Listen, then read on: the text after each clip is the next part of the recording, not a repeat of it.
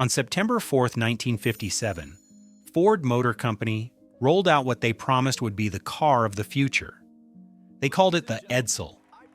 2 years and $350 million later, that's about $3.7 billion in today's money, it was dead. All because they forgot one tiny detail. People actually have to want to buy your car. At the time, Ford was unstoppable. They just watched General Motors dominate the mid-price market, and executives were convinced they were missing out on easy money. The plan was simple enough. Build a completely new brand, fill the gap between Ford and Mercury, and watch the profits roll in. They even hired poets and mythologists to name it, seriously.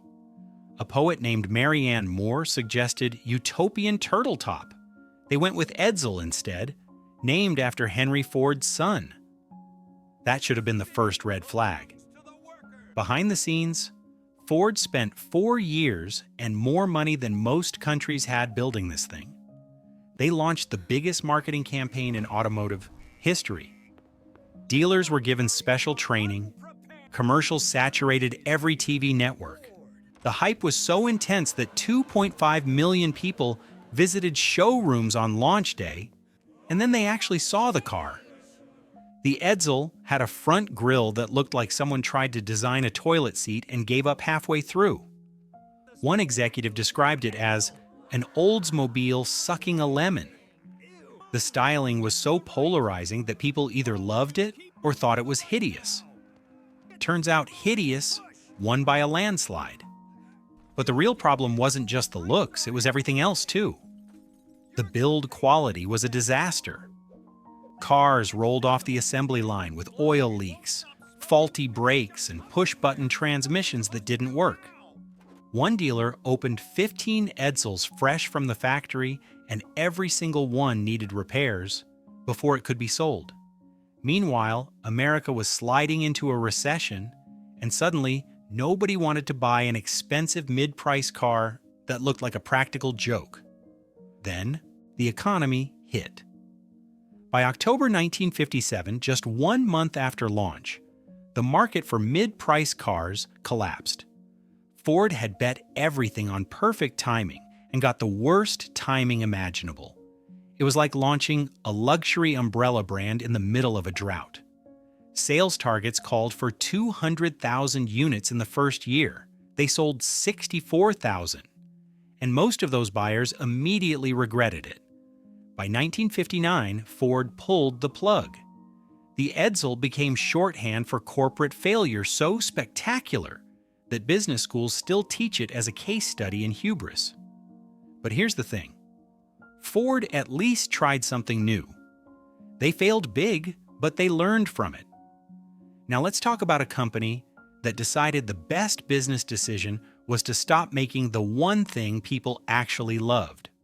In 1981, John DeLorean, former General Motors golden boy turned independent car maker, launched the DMC-12. You know it better as the DeLorean, the silver car from Back to the Future. It had gull wing doors, a stainless steel body, and a dream that was too good to be true. Because it was.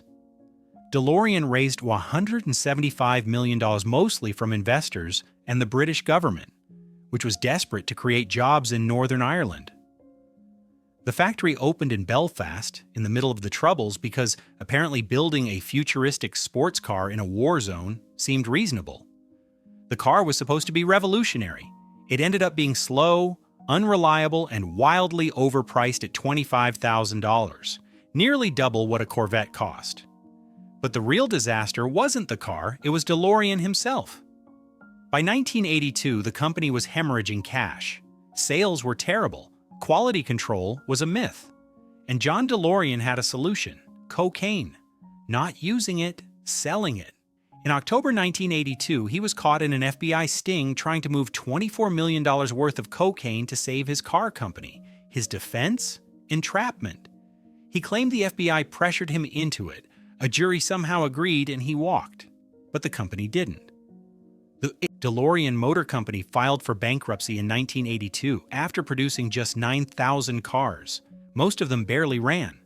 The British government lost $77 million. Investors lost everything. And John DeLorean spent the rest of his life as a cautionary tale about hubris, desperation, and really bad decision-making. The car only became iconic because Back to the Future made it cool. Without that movie, it would have been forgotten as an expensive paperweight with doors that opened the wrong way. Meanwhile, over at General Motors in the late 90s, executives looked at their lineup and thought, you know what's missing? A crossover that looks like it was designed by committee in a fever dream. And thus, the Pontiac Aztek was born. At the time, GM was trying to appeal to younger buyers. The Aztek was supposed to be rugged, versatile, and adventurous, a vehicle for people who wanted to camp, surf, and mountain bike, all while looking like they drove a spaceship designed by someone who'd never seen a spaceship. The design team pitched it as bold and futuristic. The public called it the ugliest car ever made. The Aztek launched in 2001 with plastic body cladding, mismatched proportions, and a front end that looked like it was surprised to exist. GM predicted it would sell 75,000 units in the first year. They sold 11,000. Car journalists mocked it. Buyers avoided it. Even Breaking Bad, which featured an Aztek as Walter White's car, only used it because it symbolized a man who'd given up on life. But here's the twist. The Aztek wasn't actually a bad car. It was practical, reliable, and had features that crossovers today still use, like a cooler in the center console and a tent attachment for the rear. The problem was that it looked like someone melted a minivan and reassembled it in the dark. And in the car business, if people won't be seen driving it, it doesn't matter how good it is. By 2005, GM killed the Aztek after selling just 119,000 units total, over 5 years. Pontiac itself was dead by 2010, and the Aztek became a punchline. If GM had hired a designer who understood that cars need to look like cars and not abstract art projects, the Aztek might have been the crossover that saved Pontiac instead of the one that buried it. Then there's Tucker. Preston Tucker, to be exact. In 1948, he had a vision: build the safest, most innovative car in America. The Tucker 48, also called the Tucker Torpedo, had a rear-mounted engine, disc brakes, a padded dashboard, and a third headlight that turned with the steering wheel. It was genuinely ahead of its time. The problem? The big three automakers didn't want competition. Tucker raised $17 million and built a factory in Chicago. He sold dealership rights before a single car existed. He hyped the design in newspapers and newsreels. And then the Securities and Exchange Commission came knocking. They accused him of fraud, claiming he was just running a stock scam and never intended to build cars. The trial dragged on. His funding dried up, and by the time he was acquitted in 1950, it was too late. Tucker managed to build 51 cars total. That's it. Each one was a masterpiece of engineering that proved he wasn't a fraud. He was just too bold for an industry that hated change. Today, those 51 Tuckers are worth millions each. But Preston Tucker died broke in 1956, convinced the system destroyed him because he dared to innovate. And maybe he was right, because while Ford, GM, and Chrysler crushed Tucker for trying something different, they spent the next 50 years making the same boring sedans until Japanese automakers ate their lunch.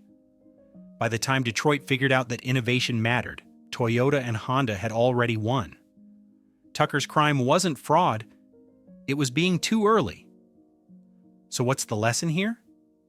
The Edsel failed because Ford ignored what customers wanted.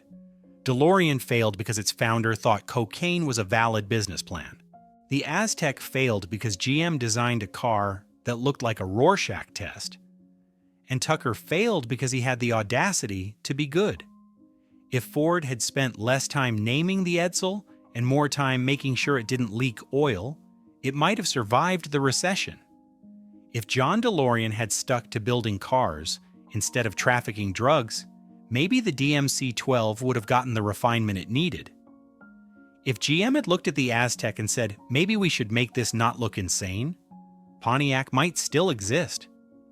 And if the Big Three had let Tucker compete instead of crushing him, American cars might have stayed innovative instead of complacent. But they didn't.